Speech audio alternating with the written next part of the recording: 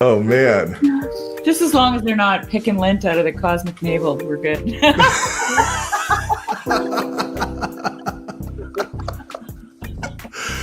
I'm the woo man. Okay? There's a lot of TLC lore wrapped up in that because I used to say I'm more feminine than the women that I know and more masculine than the men that I know. And also I self-identify as emotionally being a female. But it's all confusing. I'm just a strange person. Because God is no thing. God is the cause of all things, which means God precedes all things. And so in a way you can say God is nothing. He is nothing among the things that you know as things. Okay. So Whitehead thinks that the most primitive form of transaction in nature is actually emotion. Blind emotion, he says. It's not conscious self-reflection upon an emotional state. It's just the rush of emotion. And so not only does this put feeling back into nature, it also puts aim and purpose back into nature.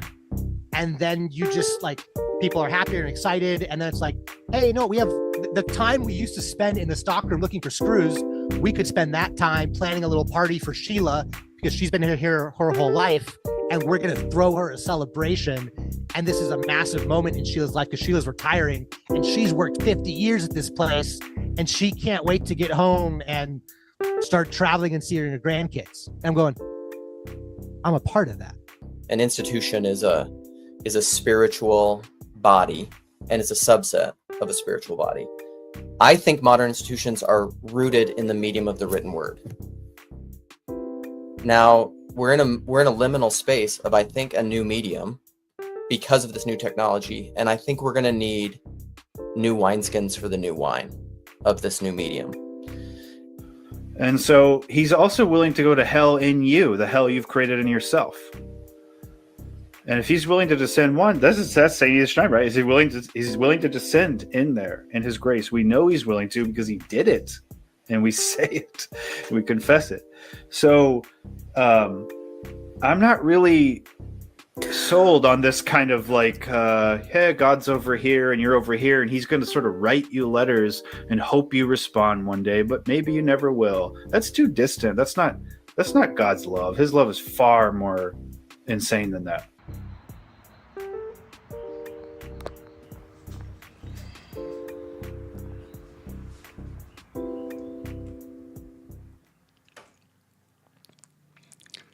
Welcome, my internet friends.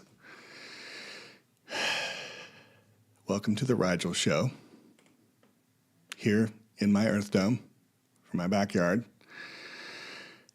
This is physically my office, my studio, my quiet space, but spiritually, this is my mystical driftwood fort on the sandy beach of the cosmic navel, where song runs through all of reality.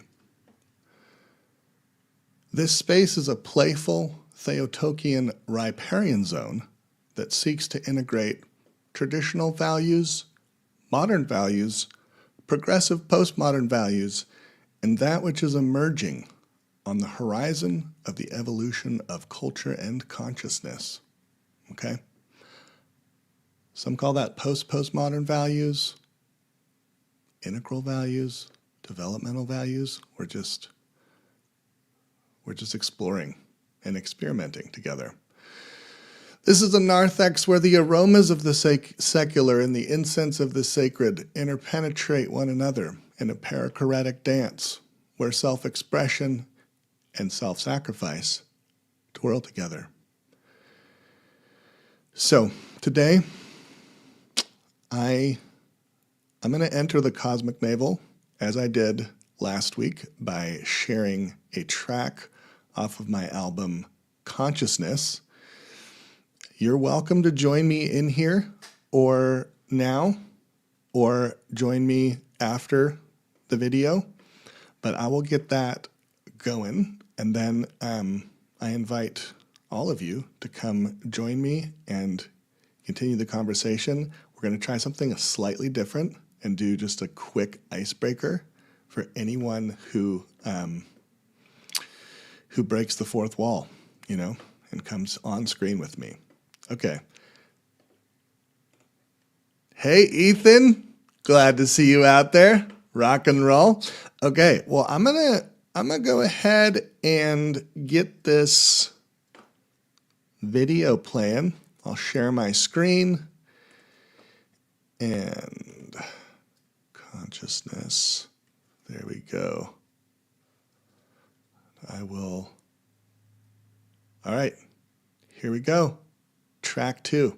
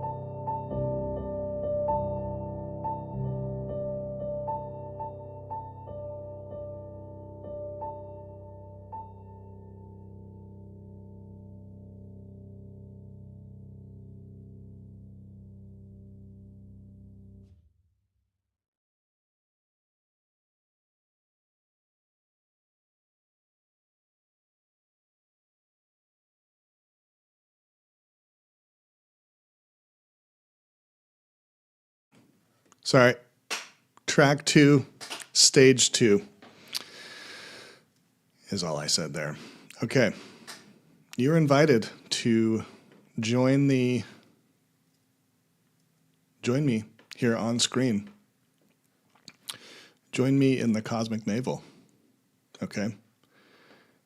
And I shared the link up in the chat and pinned it. Let me know if for some reason that link isn't working, and I will share another link. But I'm going to just awkwardly sit here until y'all join me. See how that works? Radio silence.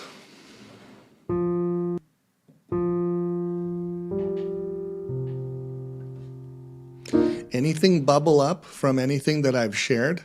My the intro video, I literally put that together in I think 15 minutes, including composing the little background music that goes to it. So I had this idea that it would be fun to smash together some of the clips that I have pulled out of everything that I've been watching this last week. Oh, the link is not working. Okay, you know what? Let's try this link again. I'm so sorry about that. Let's do this link. Okay, let's try this link. Sorry, y'all. Yeah, I must have. Oh, there's a dash in the above link. No wonder. It's never gonna work. All right. Many apologies. I'm going to pin this guy so you all can join me.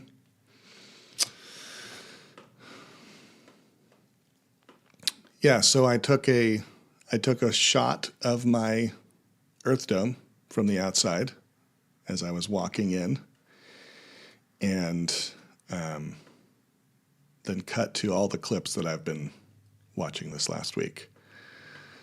And usually when I'm going through YouTube videos, I try to use the little clip feature. I wish you could just download the clips, but you have to like make a screen recording. But it's a way for me to just save the things I like in one place. And so that's what I do. All right, here we go. Rick! Thank you. Nice to see you. Thank you. Nice mosaic clip. Good. Okay, before we get started, we're going to do a little icebreaker, okay? So the icebreaker is, tell me if you're comfortable, where you're calling in from, and tell me, like, your first job. What was your first job? Me? Yeah. Yeah, let's see. Okay, I'm on the Oregon coast, Newport, Oregon, and my first job was selling Christmas cards when I was about 10 years old. Really? Yeah, that's kind of not really a job, I guess. And then after that was a paper route. I mean, this is a very open-ended. I don't like to tie people down into like super strict icebreakers because sometimes your first job is just like not interesting. But that actually is kind of interesting. Selling Christmas cards? Where were you selling Christmas cards? Well, just in the neighborhood. I was living in San Jose, California. That's where I grew up. And I always read, it was some kind of Boy Scout magazine. I think it's called Boy's Life or something. Yeah. And I saw this ad where you could make some money and go to your neighbors and they could pick out the kind of design with a couple of custom words on it. And I was really surprised. People were like, yeah, sure, that's beautiful. I'll do that. You know what, Rick? This is... And hey, Sherry and Ethan, so glad to see y'all. Rick, I feel like selling Christmas cards is like the most brilliant thing you could do to like build neighborliness, but like don't sell it from a magazine, just like make your own Christmas cards and you can sell them. How amazing would that be? Like if my son went around to every door on our street, there's probably like 20 houses on our street. No, more than that. 25, maybe 30. And he offered like a basket, he had like a basket of 40 Christmas cards he made. He could make a killing. And we're not like in a rich neighborhood, but I feel like just seeing a child being creative like that would just bring so much joy to good idea. people's lonely lives. Yeah, this is brilliant. Oh my gosh. Let's do it. Okay. So Sherry and Ethan, we are trying something a little bit new this time. We're just doing a quick icebreaker before we get started down this journey together on our raft along the cosmic navel. Okay. So, Ethan, you were here next. If you're comfortable, tell us where you're calling in from and what was your first job that made an impression on you. I'm calling in from Anchorage, Alaska. I can only be here for 15 minutes, but I wanted to come hang out with y'all. First job. I guess when I was in middle school, maybe 7th grade, we had moved from the suburbs from like the edge of the city, Milwaukee, to the suburbs. And my dad had a friend who was a farmer. And so I was like, I want to go learn to milk cows. And, well, they'll pay you. But so I had milked cows and like picked up rocks in a field. And I remember like picking up the rocks and being like, okay, like the rocks are gone. He goes, boy, there's like 3 acres. We're picking up rocks for months. I go, I don't want this job then. I'm okay. You're getting paid per rock? Nah, barely getting paid at all. But it was so interesting because I'd like to see what a farm really is, or to see a window into somebody's life, and you go, oh, I didn't know people lived like this. It's just wild. Yep. That is fascinating. Sherry, how about you?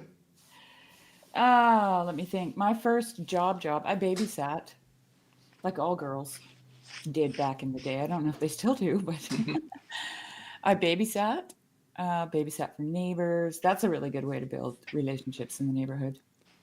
Babysitting people's kids, as long as you don't beat them up or anything like that. Parents are gone. It's a good policy. But I mean, I don't know. I feel like before the 80s, before the 90s, really, there were different. It was like kind of a different world. Yeah, trust was a big thing. Trust was existent. And then after that, I got a newspaper delivering newspapers job, and I have to tell a story about that because I had a bicycle that my dad bought for me when I was 5, and that was my bicycle. That was it. That was, every time I would want a new bike, it was like, you have a bike. and the thing was, when he bought it for me when I was 5, I was way too small for it because it was a teenager bike. Like, it was a big bike, So I used to have to stand and pedal. And I remember feeling like I owned the whole world because I was on this bike and I could travel and, Anyway, I had this bike and I was 14 when I got the newspaper delivery job. And this bike didn't have gears or anything. It was just, just a chain, pedals, and you had to go backwards to stop it. And my route took me up this really steep hill, and I was delivering what would be equivalent to the New York Times. It was the Toronto Star, and it was a thick newspaper, and I had, 35 people on my list. And so I'm like going up this, and there's train tracks, and then it continues up, and it's really steep. And I get to the top, and everything's fine, and then I'm coming back down the hill, and I go to go backwards to slow myself down, and my chain falls off my bike. Aye. So now I'm just cruising with like a ton of newspapers, right? And I hit those train tracks because it flattens out right there on the hill. Hit the train tracks, and I was trying really hard to, and I flew in the air and just crash landed, slid, sideways on the pavement. and like opened up a whole one side of me, no helmet, no nothing, and then I just picked up I took the bag off and I threw it in some bushes, and I picked up my bike and I threw it in the bushes and I walked home. Yeah, that was the end of my job. My dad's like, "Where's your bike?" I'm like, "I don't know." And then the Toronto Star kept going, "You got to collect for those newspapers." I'm like, forget it. I just ignored them. Come and get me, put me in jail. I was so mad. Wow. What a memory. I can picture you on that bike as a little girl, like way too big for you. Just way too big. Yeah. Just going pump. I knew some girls like that. Felt like I was flying. But yeah, when Rick was telling his story about the Christmas cards, I was reminded of my daughter. She got a magic kit for her birthday or something. It must have been her birthday, yeah. And she learned all the tricks in it. And this is a girl who refused to read. I can't read, it's too hard. But she read all the instructions and learned all the tricks. Anyway, then she went around to the neighborhood and she scheduled on this date. She was having a magic show and they were all invited and it cost $2 or something, right? And she held it in a neutral zone in the neighborhood. Like we had lived on a dead end street and there was this turnaround spot. So she set herself up and all these old people, our neighborhood was full of seniors. And they all showed up with chairs, paid their little fee, and watched her magic show. And I didn't even go. I was too scared. I was like, "That was so weird." I felt embarrassed for her. What if she makes a mistake, And they loved it. And she just brought the whole neighborhood together, right? She's actually very much like that. She's still doing stuff like that. Cool. Yeah. Well, should I share my kind of first? Yeah. Oh, you did? Yeah. Yeah. Yeah, please. I mean, I was like by default, I was like child labor for my dad, but that wasn't like the first job that I chose. The first job that I chose was I started an airplane washing business with my friend at our little cute county airport that was like 4 miles down the Highway 101. Wow. And I would ride my bike. I think it was 8 miles actually. It was like a ways. I would ride my bike out there and just hang out with these old dudes with their airplanes, and they just wanted to tell stories and pay me well. Like I was making more per hour than my parents, Oh, wow. And then they'd be like, "All right, kid, let's go dry this thing off." And me and my friend, we'd hop in a Cessna or Cherokee or whatever these little kind of 4-seater planes were. And we'd go fly around for 30 minutes. Wow. And it was so dreamy. Just this, it was like 2 years of my life where I was hanging out there. I wanted to be a pilot until the moment I reached 6'6", and I was like, Whoa. oh. I mean, I couldn't afford it anyways, but as a 6'6" person, you have to go up to the next size of airplane. And I was at that point, I was getting into piano and jazz, and I was becoming attracted to women, and I was like, this is too much work. I need to focus on what's really important. Hey, Mandy, nice to see you. Hi, Mandy. Mandy, join us. Yeah. Yeah, so that was my first job, washing airplanes. That's cool. Well, I think Yeah. you've been always playing jazz in that case. Yeah, I mean, Sounds I like didn't really put together that jazz and interest in the Very opposite true. sex kind of were connected. Oh, I wasn't thinking about that. I was thinking about just having these, putting yourself fully into all kinds of seemingly dissonant interests. Oh wow, Oh wow, Sherry, How about that? I love She's where, going for it. yeah, yeah. Did you watch track I two? didn't. I missed it, but I Okay. watched the first one, and I'll watch this one when I hopped on here on YouTube. Actually, I had to go get my Yeah, fuel. totally understand. Fuel. Well, there is a little text in there that says dissonance brings meaning to resolution. Yeah, And I was like, I knew I used the word dissonance somewhere in here. yeah. So I can't remember what my comment was in the last video, but was it related to that idea of bringing meaning? Sorry. Say that again? The comment that I left in the last video, remember I was like, what do you think of this, Rigel? Yeah. Was it aimed in that direction? I never remember exactly what I said. So I can't remember what you said okay. either, but it Okay. had to do with kind of a child learning an instrument, right? And then, Oh yeah, I remember the mastery thing. Yeah, no, it's yeah. not related. It's not related. Yeah. Well, I just want to open this up. Is there anything that any of you want to bring to the table? Ethan, you have to go in a minute. So if there's any thoughts you have on the upcoming open mic, which I have pre-approval from my wife, so I can do it on that night.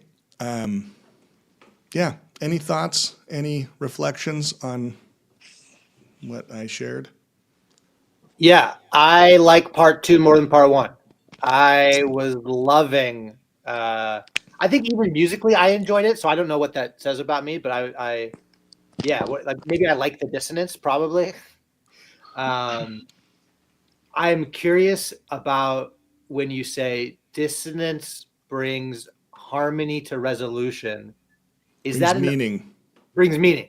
Yeah. Dissonance brings meaning to resolution. Some of the things, the words on the screen, are those in music theory as well as spiritual development? Did that question make sense? Yeah. No, in music theory or Well, because you're like, there's music happening and like harmony, dissonance. These are musical terms, right. as well as. So I don't know anything about music theory, so I was curious about if the music theory like aligns with the spiritual development stuff, because I have no frame of reference for that. I don't know. I think that what you learn about me is most everything I put out there is smearing together of everything that I've learned from like the internet. I have like no real formal training except from, a couple private teachers, but I am not like, I don't know music theory, like technical. I just have opinions on ultimate reality. And so that shit comes out in my music and whatever comes out of my fingers, written or. George MacDonald has a great quote for that. Tell me. A man can know and not know that he knows. Yeah, a man can know and not know that he knows. So is that basically like you're saying And he tacks on to the end of that, and he can also be ignorant of the virtue that when he's in creative mode. This is all in creative mode. He can also be ignorant of the virtue that flows out of him. Which, come on, let's all just say amen to that, because we know that. We know that when we create something, we look back at it and we go, wow, I didn't know I knew that. Right? And wow, that's teaching me something about whatever, me, the world, God. That's the virtue that flows out of it, right? The good. So, yeah. And that happens when you are sub-creating with God. I would say music is very closely related to spirituality. The whole, probably the first thing we ever did as human beings is hummed a tune. It's very closely related to logos. songs turn into words, and the whole it's like one of the sayings from a book that I really love is harmony is the language of the universe of universes. Mm-hmm. Nice. Yeah. I mean, I there got, is. I got a thing that I want to throw out here because Yeah. I think it's relevant. Say. So, because what we're trying to get at is meaning, right? So you're proposing that dissonance, how'd you put that, brings meaning. And Yeah. when I read that, the first thing I thought of was St. Christopher, because St. Christopher is dissonance in an embodied form. He's a dog-headed man. Oh. Yeah. Yeah. He's actually a chimera. What's a chimera? Just when you, like a Frankenstein, you take some parts from that. Chimeras are very, anyway, we'll skip that. But or maybe come back to it because that's stirring something up in me. But keep okay. going. And I've thought a lot about this because I love George MacDonald's imagination essays, right? And they're all about meaning. And I'm like, okay, so St. Christopher carries the Christ child, the child, not the risen Christ, not the crucified one, but the child on his shoulder across. So that's his job. His job is to ferry across, right? And I'm like, geez, that's a metaphor. Like that is actually a metaphor, because Christ is the child, is an embodied form of meaning, and St. Christopher is the chimera, which is what a metaphor is, right? So, like a simple example, she has a heart of gold. We know that her heart is not gold, right? That's like you're taking something that these two things don't fit. They don't fit. She doesn't have a heart of gold, but we know what it means. And that's the purpose of a metaphor. The purpose of a metaphor is to carry meaning across. And that's what St. Christopher does. I've been dying to talk to Jonathan Pajot about this. I want to know if he's ever thought about it this way. Because I think that we think about these things because of language, because of the nature of language, like language itself is a meaning-making technology. And anyway, there's a lot of things to think about there. But it's interesting to think about it in terms of dissonance, because a chimera is dissonant, right? Like you look at it and go, that's not possible. Why would a man have a dog's head? This is a fairy tale. This isn't true, right? But, as human beings, we are also dissonant, right? Like we don't have, the head and the body are not in alignment with each other. We say something and we do something else, kind of thing. So we're not exactly, we could be dog-headed, right? Anyway, I just wanted to throw that out there. Yeah. You guys have, I have thoughts, but anyone else jump in? Yeah, I'd just like to add that real quick. We bring dissonance because we're all individuals. When we come together, there's some dissonance because we think a little bit differently. But as we engage with each other, we discover meaning, which is pretty cool. Mm-hmm. Yeah. I really love, Sherry, you bringing up this idea of a chimera as kind of a Frankenstein. And I feel like that's what metaphor is. It's a chimera. It's this Frankenstein thing, and it's Christ. And I didn't really realize how powerful metaphors were until I started songwriting and understanding the difference between an analogy and a metaphor. And it's a very subtle difference, but it's a huge difference because an analogy keeps you in rational logic. Like, your heart is like gold, right. And you're like, you could take that to court and they'd be like, yes, that is true. You take your heart is gold to court and they're going to be like, you're crazy, go away. And But I that's- would just add, I think metaphor is the only thing that actually properly carries meaning across to people. It's why we use it. Because you could, when you say her heart is like gold, you're like, well, what do you mean by that? It's valuable. It weighs a lot. It's dense. It's shiny. But when you say she has a heart of gold, there's no question about what that means. Yeah, that's so fascinating. Yes, it is. It's really fascinating to me. Like, I'm such a nerd. Yeah. My husband came in to say goodnight to me last night, and I'm watching this lecture on runes. He's like, what's this? I said, oh, honey, you caught me in my most nerdy moment. I'm such a nerd. He goes, it's okay. Because that is what we as human beings lack, is the ability to carry our meaning across. Like I talked to Jordan Daniel Wood about this. You know, this is why we say, do you know what I mean? We can talk a lot. We can use all kinds of words. And the more words we use, the less meaningful it is, actually.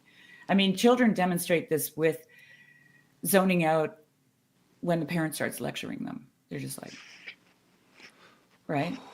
Oh, amen to that. I got one of those this morning.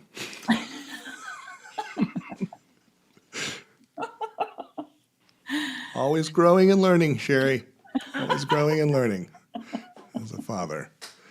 And that's the beautiful thing about metaphors. It takes from all these archetypal things that occur in nature, which is also really interesting. Like Saint Christopher is not a like AI headed, whatever, but like something you can't think of. No, we take from what's around us and we combine, right? Which is what George MacDonald talks about. So you take the human being and you put a dog head on there and he's giant and all these things, And here's the other thing about him that's interesting, Rigel, just to add, is he's looking to serve the highest. Okay, that's what he wants. He wants to do it for, it's not clear why he wants to do that. He wants to serve the highest. So he finds out Satan is the highest. And so he serves Satan. And then one day he finds out that a monk, I think he meets a monk, and the monk's like, oh no, he's not the highest. Christ is the highest. He's like, well, I got to serve him then. Right?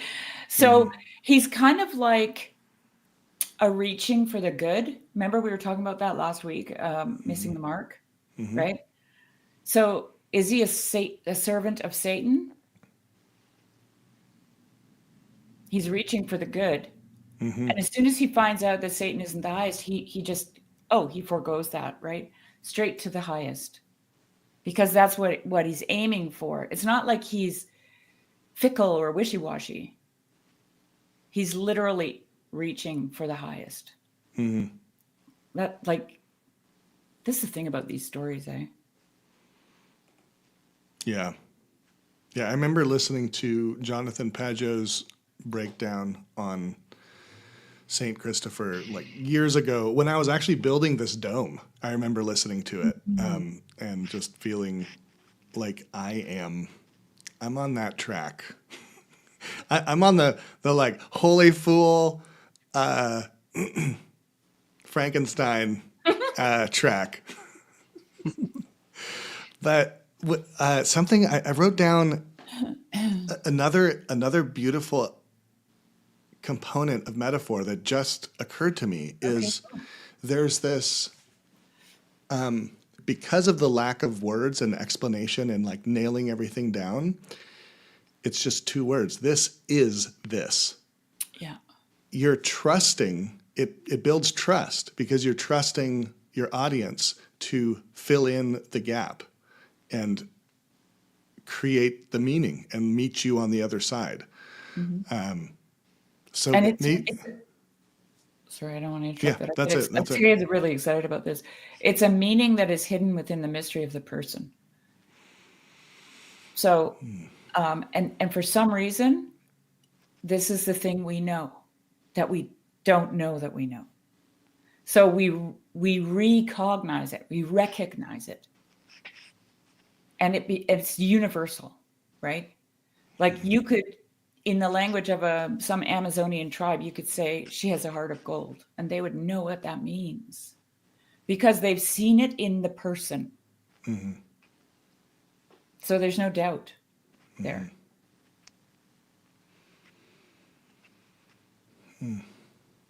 You know, like 4 years ago, I didn't even know what a metaphor was.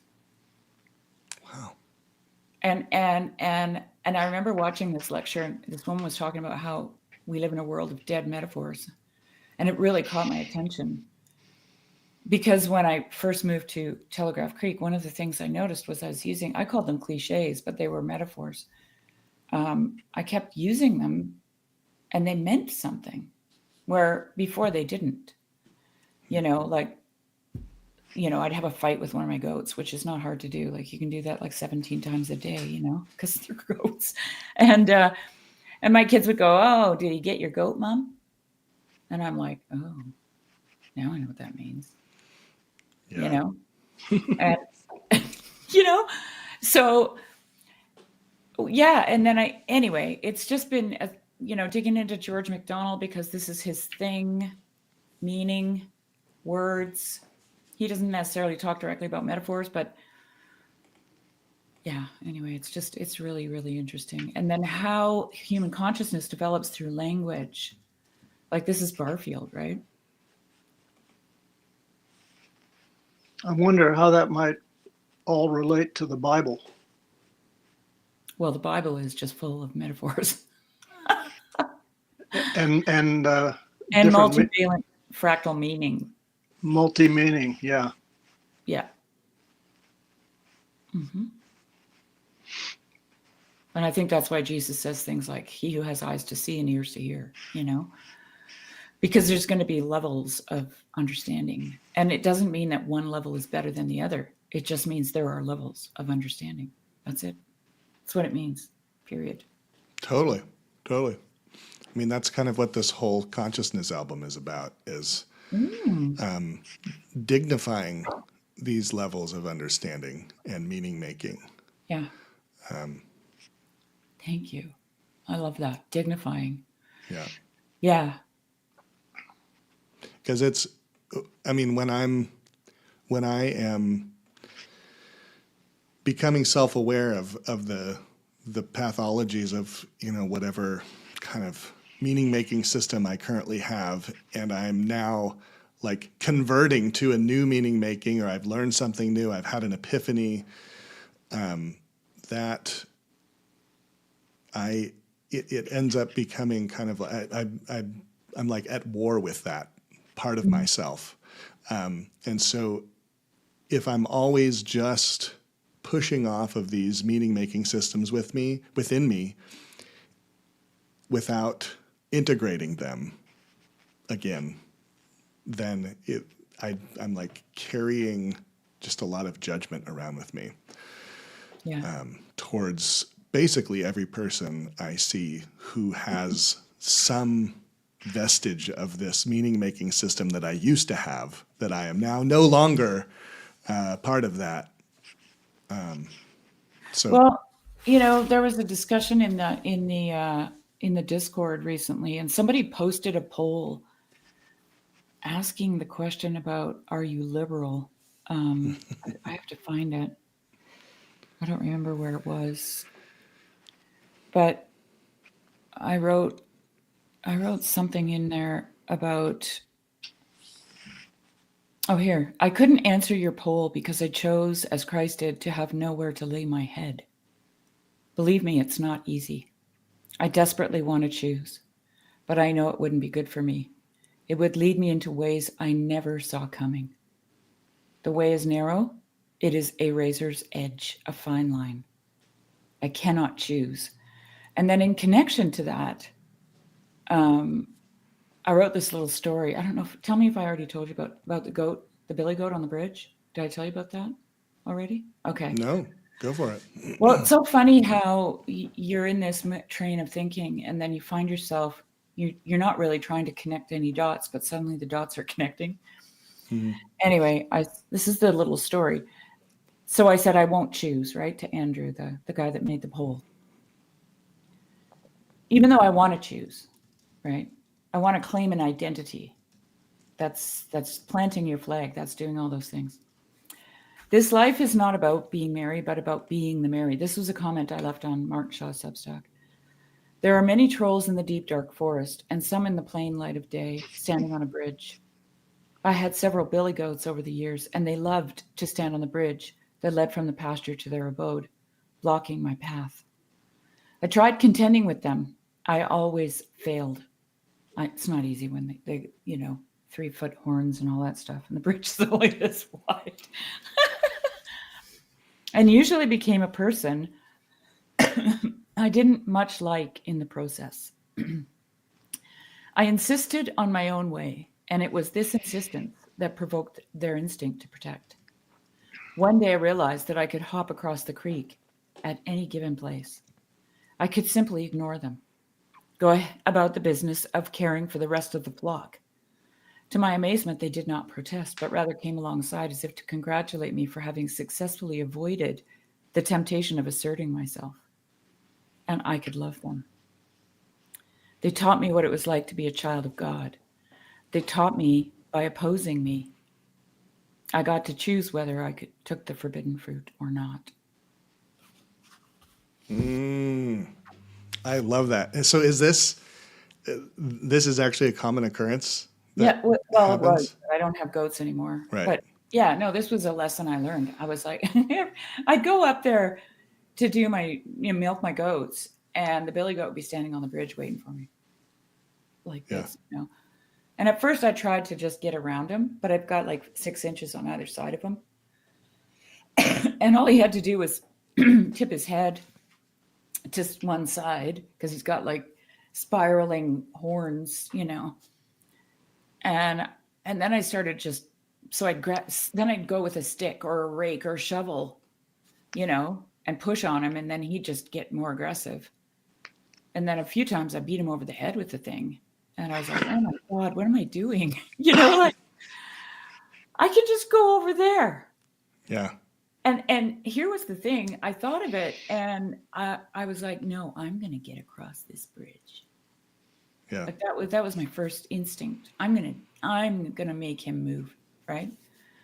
And then I realized, no, if I keep doing this, I'm gonna turn into a monster. So I just jumped across the creek, and he was like, and then I go do my chores, and he'd come running over, all happy, fine. I thought he was gonna try to beat me up because I tricked him, but he doesn't think like that. Mm-hmm. He's not proud. Mm-hmm. He's just being who he is. Yeah. I mean, that story makes me think of Jungian dream work in confronting or being in relationship with the scary creatures in our dreams, which are just parts of ourselves. Mm-hmm. And that, it's usually when we attack or flee or respond in some sort of frightened or frightening way that it aggravates that monster. But it's like when we can befriend them, then we're befriending some deep part of ourselves that is scared, lonely, needing integration. I can say this here because there's not a lot of people watching. But yesterday, the algorithm served me up a video of my brother. And I didn't know that he had a YouTube channel. So this is my brother who has schizoaffective disorder. Uh-huh. And he's posted videos on there that are just so disturbing to me. He posted this one where he claims he can see the devil.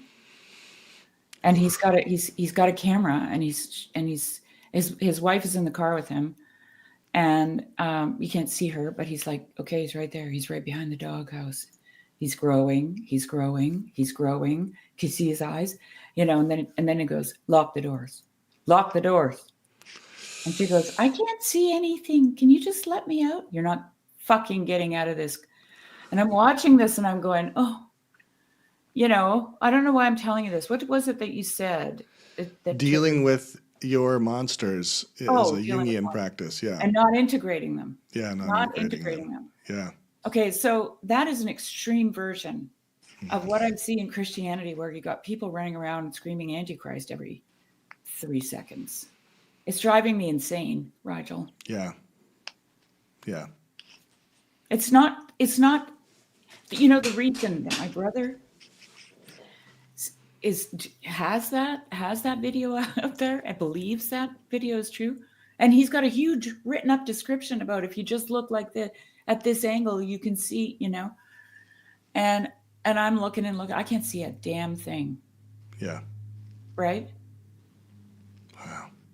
That is an extreme example of what the world looks like right now. Mm-hmm. Is he a Christian? Oh yeah. Mm-hmm. He's a Christian? Yeah.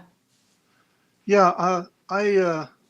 Were you two agreeing that there's no higher or lower levels of truth and meaning?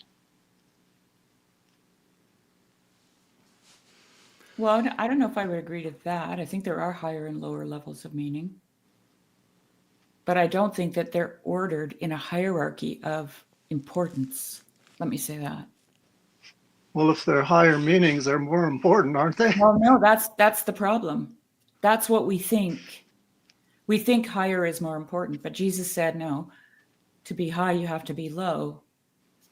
Right? So, like this, I think this is the confusion people have around Jonathan Pageau's hierarchy, right? When he talks about the holy mountain, it's about perspective. It's about vision. It's about how you see things.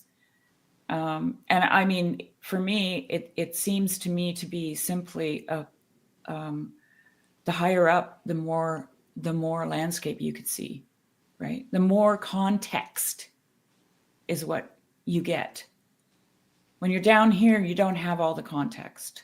And I mean, yeah, I mean, I just know that as a young person. I watched a video yesterday of a 24-year-old reading a Sylvia Plath poem about, you know, sitting in the crotch of a fig tree. And are you familiar with it, Rigel? Sylvia Plath's fig tree thing? And all the figs represent choices, and she can't choose any, so she starves to death sitting in the crotch of the fig tree. Wow. And it's like when you're young, you're so afraid of making the wrong choice, which is another interesting thing, because it seems to me like in Genesis, that's where we start with a choice, right? And so, but I believe that what the demonic world wants is stasis. It doesn't want you to make it. It wants you to be Sylvia Plath sitting in the crotch of the tree and starving to death. Don't move. Just stay there. Don't make a choice, right? And we always have to make a choice. Oh, my screen just got all dark there. So, and I don't think it matters what our choice is. We're going to make bad choices, you know, probably tragic ones. Many people have, but we got to keep moving. Like, that's how we evolve, Rick. Right. We want to keep growing and evolving, right? So we have to look at what we're doing and expand our horizons. This is what bothers me about fundamentalism. Mm-hmm. And looking at the Bible as infallible, inerrant, non-metaphorical. Mm-hmm. And to me, what a lot of the Christianity that I see is actually turned upside down. It's like empathy is a sin. Come on.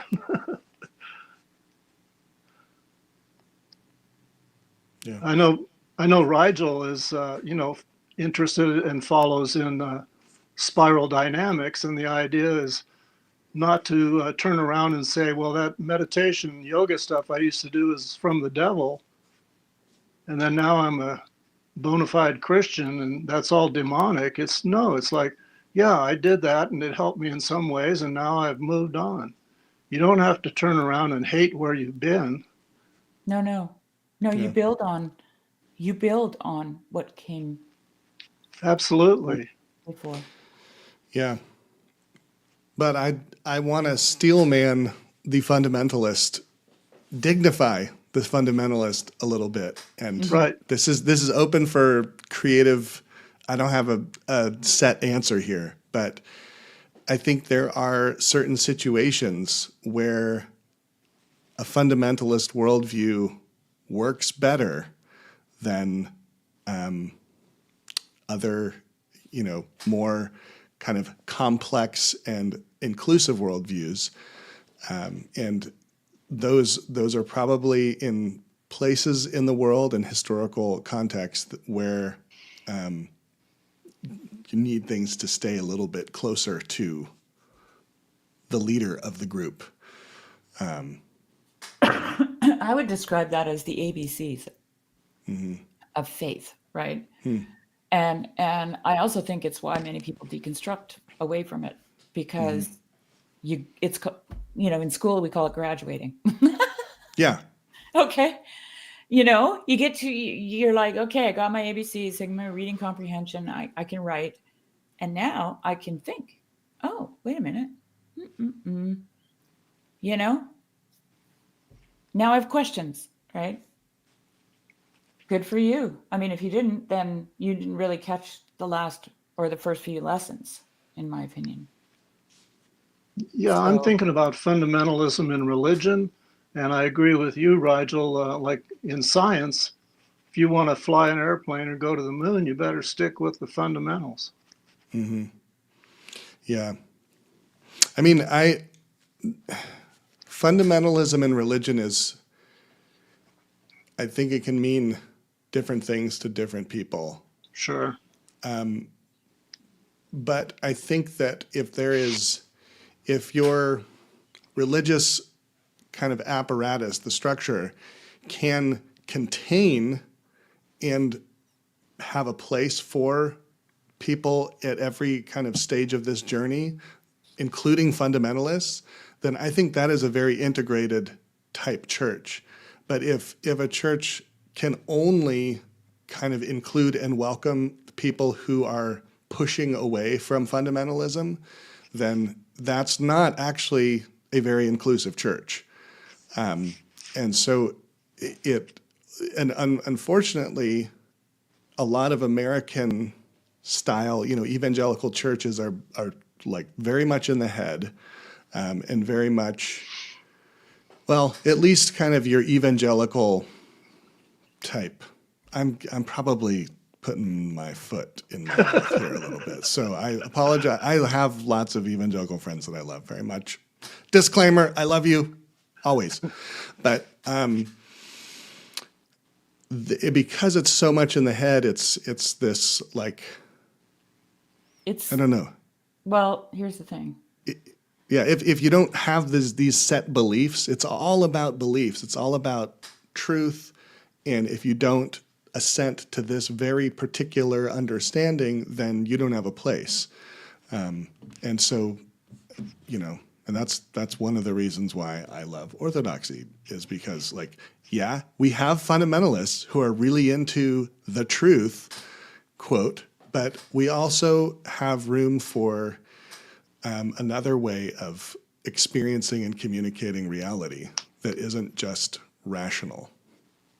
Which is the liturgy, right? Yeah. And asceticism. And yeah, it's this whole like bouquet of participatory things. Nobody understands the importance of asceticism, I think, or very few, I should say. Yeah. Let me clarify that. I do. Like asceticism is Marcus, he has a YouTube channel called the Econ Playground. He also has a Substack called the Econ. He's an economist, and he's been doing this. Well, I think he did his dissertation must have been this. I'm pretty sure he sent it to me, and I read bits and pieces of it, but it's a dissertation, so it's like big.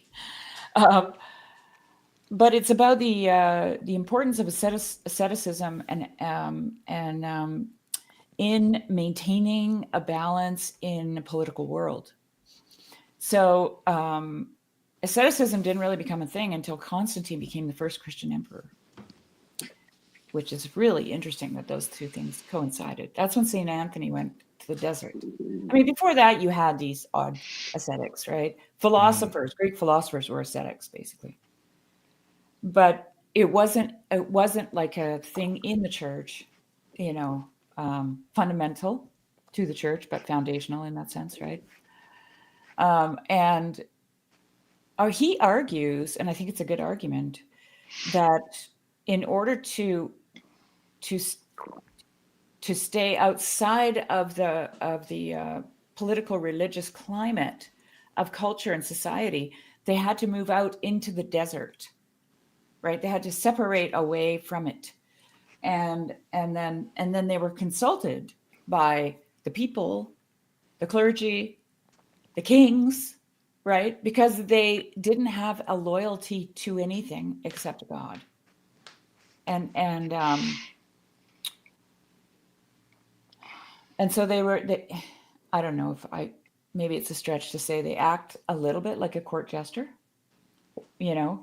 And this is also what the Holy Fool is about. And they critique from the inside. They don't critique from the outside. They bring their critique as Orthodox monks, right? As an Orthodox Holy Fool.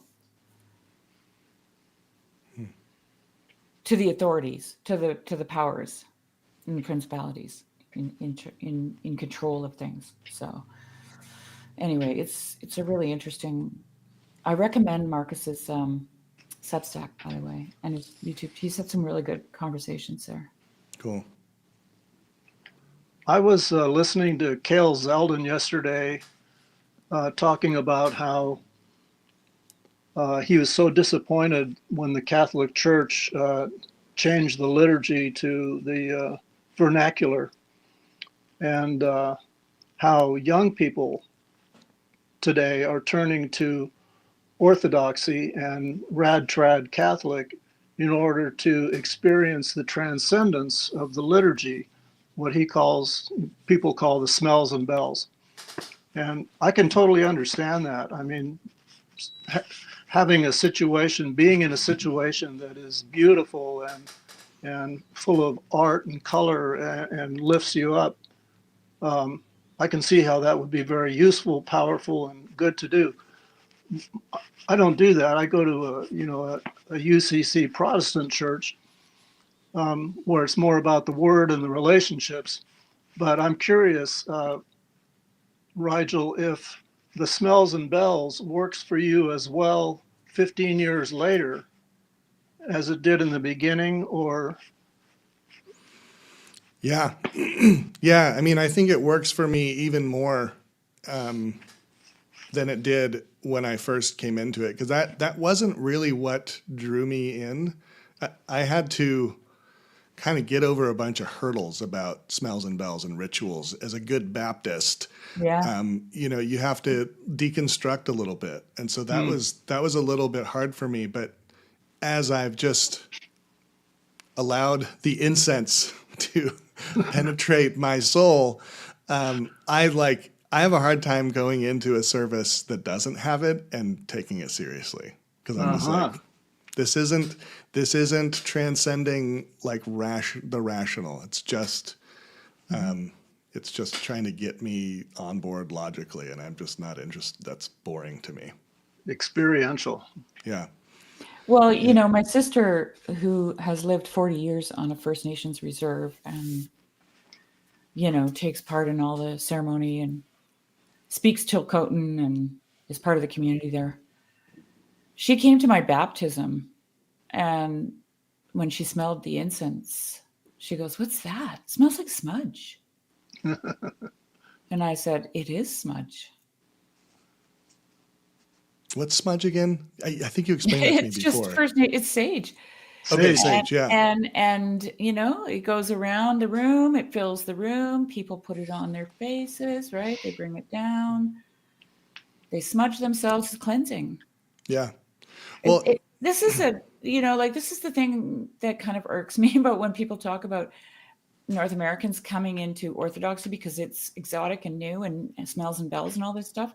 No, this is appealing to a very primordial human instinct. We know that we need to be incensed. We know we need smudging. yes. Oh, Sherry. We know prayer rises like smoke. We know Yeah. this. Prayer rises as smoke. Yeah. But this is, go back and listen and read and watch my little video of song 2, because this is the fundamental mythic magic level that I think the smells and bells are operating on, that gets people. It totally digs underneath all of the rational barriers. And I mean, people have plenty of rational barriers that can just snuff that out if they're too kind of walled off. Snuff out the incense. yeah, but it's so rich, because Oh then my you're God, you're living metaphor. You're living in the metaphor, and then it's not just thinking about it, you're smelling it.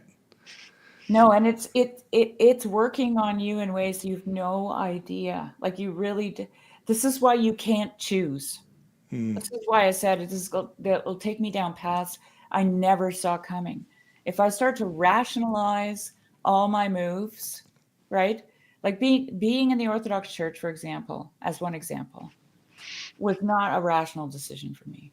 If I was to think about it rationally, I would never have become an Orthodox Christian. I don't live near a parish. I can't take part in the liturgy. You know, it's foreign to me. It doesn't belong to North America. You know, like, I could think of a million reasons, but it was home. I felt like I was coming home. And here was the thing. The architecture of the church and the architecture of the liturgy is what I experience when I step out my front door. It's out there. It's right out there. That is the liturgy. That is the church for me. So I am a member of the Orthodox Church by being a human being. And I think that the Orthodox Church would agree with that. That's just what I was going to say. That's where I get my liturgy, is looking at the trees in my backyard. Yeah. Yeah, well, just go into an old Orthodox church, and that's where you're standing in the forest with the sky over your head. And also the asceticism. I learned how to do Zen Buddhist meditation when I lived in Maui, and I was going to I don't know, what do you call it, a Zen church. I can't think of the word. Temple. Temple, yeah. And the priest would give a little talk, and then we'd do a half an hour meditation, and we'd sit on pillows, and in sort of a long cedar room that was long and narrow, and he would walk up and down. You could hear his footsteps.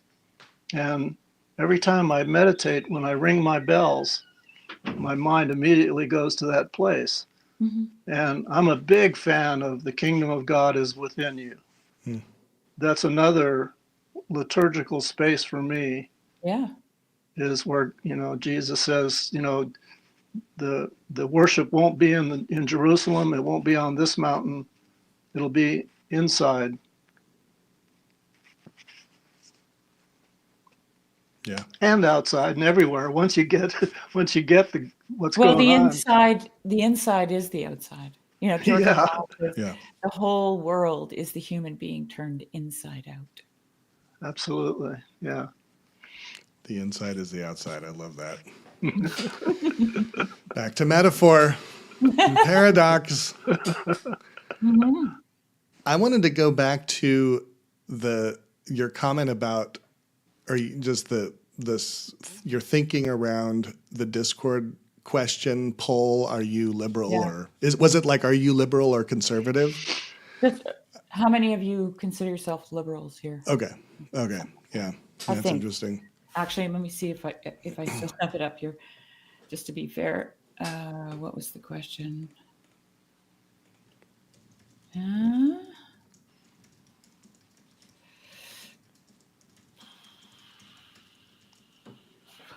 Now I can't find. Oh, here. Well, it's okay. It's Do you identify as a liberal? yeah. That was the question. Yeah. And usually when I am in my best mind and I'm presented with something like that, I usually try to find a paradoxical way of answering it that draws the impossible together into a metaphor. Like particularly with the pro-life, pro-choice, like it's an impossible choice. But the way I usually answer that is I am 100% pro-life and 100% pro-choice. And just gonna have to deal with that. I mean, when people would possibility. ask me or assume about me that I was a liberal, I would say, you know, look, I had this group of university students staying here she was doing her master's and she had a research project. So they rented some space on her farm and they camped out here for 2 years in a row.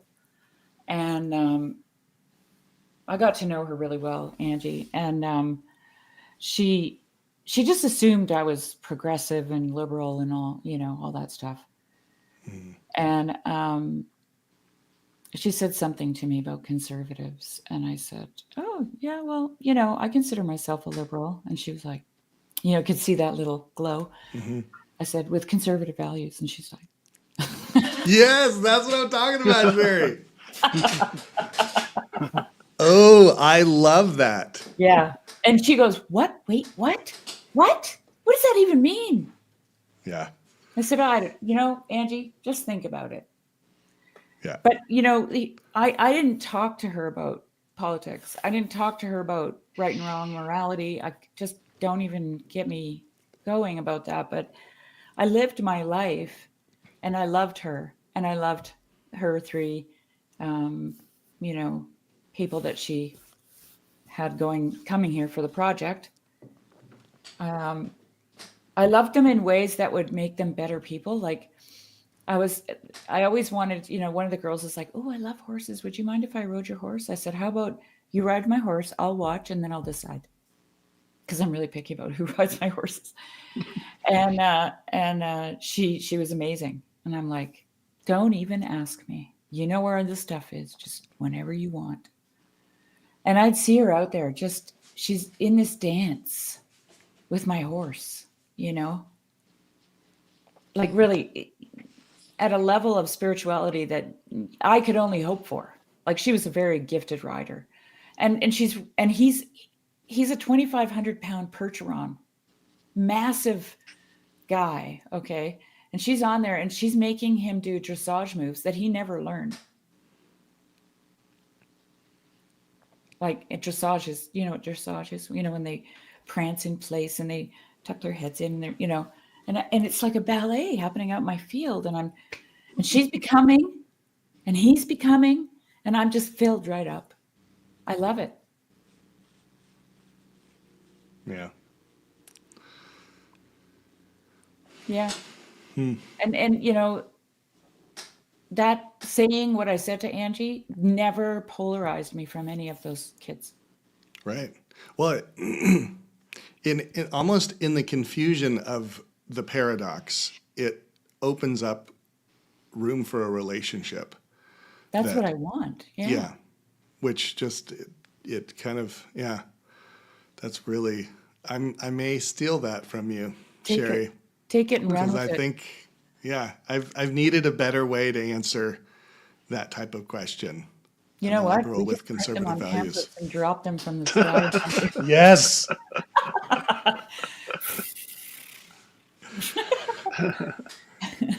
Maybe I'll clip that out and put it in my next little trailer video. Do it. You know, I wrote in the Discord this morning, someone said, oh, you know, something about pacifism. I said, let me be very clear. I am not a pacifist. Isms are idolatry. Period. Like for me, I've never liked them. I don't like when people say I identify as. I'm like, really, what do you know about yourself? That's really sad to me because honestly, you're a mystery and you should enjoy that. It should be like every day is a new day. Every day is an apocalypse. It's a revelation. And now you're stuck in a box because now you just painted a big label on your forehead. You know, I can say that with confidence because God says that he will give us a new name. Okay. And if you read that portion of Revelation where that new name is given, there's a sense that when you get the name, you don't know it. God gives it to you and you go, oh, yeah, of course.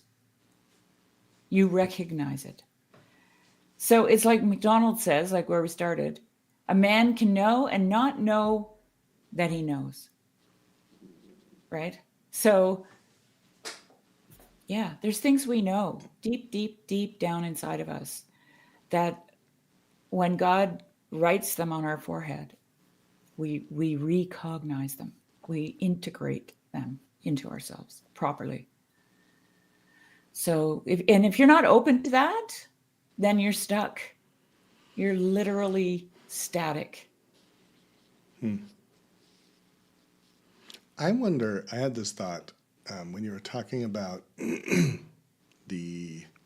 was it Saint or Constantine? It was after Constantine is when the movement of monastics and asceticism I didn't know that kind of either until I emerged. read his dissertation. I was like, oh, wow, that's interesting. I wonder if Donald Trump, if there will be a similar kind of slingshot relationship to the kind of insanity of Donald Trump. I'm fine saying insanity of Donald Trump. If that will actually kind of organismically create a response of stillness and asceticism. No, it's not, they didn't get slingshotted out because of the leader. They got slingshotted out because there was no more persecution. That's a totally different reason. So until Constantine, Christianity was under persecution and they were fleeing and hiding and being martyred. Constantine brings in Christianity as the state religion, and now there's perfect peace. And some men and women realize that perfect peace is a little bit of a, I don't know, what do you want to call that? There's no dissonance, Rigel. Come on, Sherry. Come on. It's a fallacy. It's the Soviet Union. It's communist China. It's a fake utopia, right? They left. They needed dissonance. And they were used to harmonize meaning by the people within that city-state, right? Within that religious political conglomeration. And I mean, you can say that state, religion and the state are separate, but I say hogwash. They might be on paper, but they aren't. So you got to have a neutral zone. Where wisdom resides. I think that's really what it is. Wisdom. Is that out on the edges? Yeah. We have a new pope. We have a new pope. The world has a new pope. Yeah. I'm Interesting. stoked. Yeah, I mean, this is a whole nother conversation, which Yeah. I don't really have time for. But, Yeah. that would American be interesting Pope. too. Yeah, an American Pope who has not spent a lot of time in America. Right. Kind of like our prime minister. Yeah. He's a Canadian prime minister, and he had to fly here from England to take the job. Yeah. Yeah, Oh, good Lord. yeah. It'll be interesting what happens here. But Somebody was worrying about the Antichrist this morning. I said, "Why are you worried when it's meant to be?" Like, you know, when people start worrying about these things and being fearful about the outcomes in the world, I just automatically register that as a distrust in God. Like, it's like, oh no, God doesn't know what he's doing. He's lost control, right? And then you'll often find people saying, yeah, but Satan, Lucifer is the king of whatever. I don't remember how it goes anymore. King of this world. Yeah, the prince of this world. That's what it is. Yeah. And I'm like, yeah, but Christ is king. So It's higher. what's going on, people? And doesn't the Bible talk about an end to all things, and a new creation, and a new heaven, and a new earth, and a new Jerusalem, and a new? Jesus said, "Behold, I make all things new." He doesn't say, "Behold, I make all new things." I make all things new. So, and I often think about St. Paul. He's going down the road persecuting Christians because he's a zealot. He's got religious fervor. He's trying to preserve something. Mm-hmm. And these people are, ruining his party, right? Kind of like the goat on the bridge. And so he asserts himself. And Jesus says, "Saul, Saul, why are you kicking against the goats?" Now, to him at the time, it seemed horrible what was happening. All these people are falling, prey to this deceptive false teacher, false prophets, all this. Imagine from his standpoint, empathize with Saul. You can do that, right? You can empathize with Saul. And when you do that, you find out that that's where many people are today, right? And so it's like, but Jesus says, don't do this. You're in the thorns, my man. Those are goads. That's what a goad is. You got kicked out of the garden. You're in the goads. Why are you kicking against them? Because you're just making them penetrate a little deeper. Love that. Yeah, but the goat is the greatest of all time. Interesting. Little twist. Goat. Which I didn't know until recently. Thanks for letting me know, because I never knew what that acronym stood for. Yep. We actually have a radio station in our little town called The Goat. And that's probably why. And I never even clued in. Yeah. Why is it called The Goat? It's because we're an agricultural community. That is a new acronym. I feel like that has only come on the scene in the last, I don't know, maybe 5 years, 10 years, potentially. But, yeah. Yeah. Yeah, I think it comes from baseball, because my pastor is a big baseball fan, and he started using it a couple of years ago. And I'm like, what's that? Yeah. Well, y'all, any right. last kind of thoughts, reflections, burning I just desires? want to plug this. Jeremy and I started the Helly End. There's one episode on Grail Country.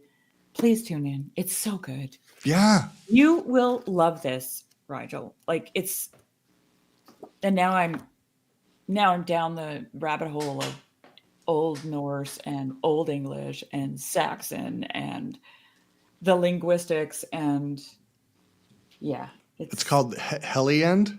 the Heliand. Yeah, Uh, we've decided to pause the Saints, okay. and we're going to read this. It's the Saxon Gospel, so it's 1,000 years old, and it's one of the only. I didn't know this, but till I went down the rabbit hole. It's one of the it's the longest written Saxon that they have in, and I think there's only 2 real pieces of written Saxon, fragments of something, and this. Wow. So this is where anybody studying Saxon is getting any of their, knowledge of Saxon. Yeah. So, yeah, John the Baptist is the warrior companion of the chieftain, Christ. It's just amazing. It's so good. It's giving you a real glimpse into the pagan mindset and how the stories integrate, Rigel. Come on. Okay. Speaking my love language, Sherry. I know. That's why I'm doing this. I'm turning into more and more of a pagan all the time. It's great. Oh, I love it. I'll have to check that one out. I'm really into. We're literally reading through it. Mm-hmm. And then just kind of pausing and commenting. And there are really good footnotes in here. So we stumbled around in the beginning of the episode because we didn't know how to do it, but now we found our groove. And so we're reading the footnotes too, because they're really important.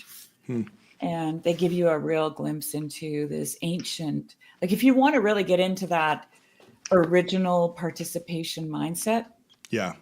this is the thing to, it'll help. It'll help. Yep. Question for both of you. Do you know about the Midwestuary Conference, and are either of you planning on trying to go? I'm not going to that one. I'm going to the one in North Carolina in October, which hasn't really been, I don't think they've made an official announcement, but it's going to be smaller. I was invited and I wasn't planning to go anywhere this year just because I want to get a bunch of stuff done on my farm. And I was gone last year for 6 weeks, went to Switzerland. Got it. And money. That's the thing. So costs money to travel. It does. And so anyway, but yeah, I'm going to go to the one in North Carolina. So Cool. If they have one out here in the West, sometime I'll try to go. I think Nate was planning to do another one, depending on his health, in 2026 in Olympia. Okay, cool. Yeah, that would be a fun one to go to. I'm dabbling with trying to make it to Midwestuary, but we'll see. Yeah, the Midwestuary. Oh, so what they're I'll just throw this out here. Yeah. The one in North Carolina is going to have Chris Green, Esther Meek, Jordan Hall. Oh, cool. Can't remember who else now. And I said I would say a word or two, just from my heart. I'm not a preacher or a teacher. And then I think they've got it capped at 100 people. Okay. So I it's thought about going to intentionally Midwestuary, but it's going to be so big. I just don't know. I don't know. Yeah. Maybe, I'm sure it'll be great, but yeah. Gotcha. Well, this has been lovely hanging out with you two. Thanks, Rigel. Yeah. Thanks, Sherry. I really look forward to this, Rigel. Ah, I really love it. me It's nice too. to flow. Yeah, it is. Next time, I hopefully will have something to offer in the way of a promotional material for the open mic, the TLC open mic. And maybe we can even brainstorm between now and then. Sure. I may reach out to y'all. We'll see. Yeah, do it. Yeah, sounds good. Okay. Yeah. Blessings upon your heads. And I will see you all hopefully next week. Yes. Thank you so All right. much. Bye, Ciao. Rick. Bye-bye. Bye-bye. Bye-bye.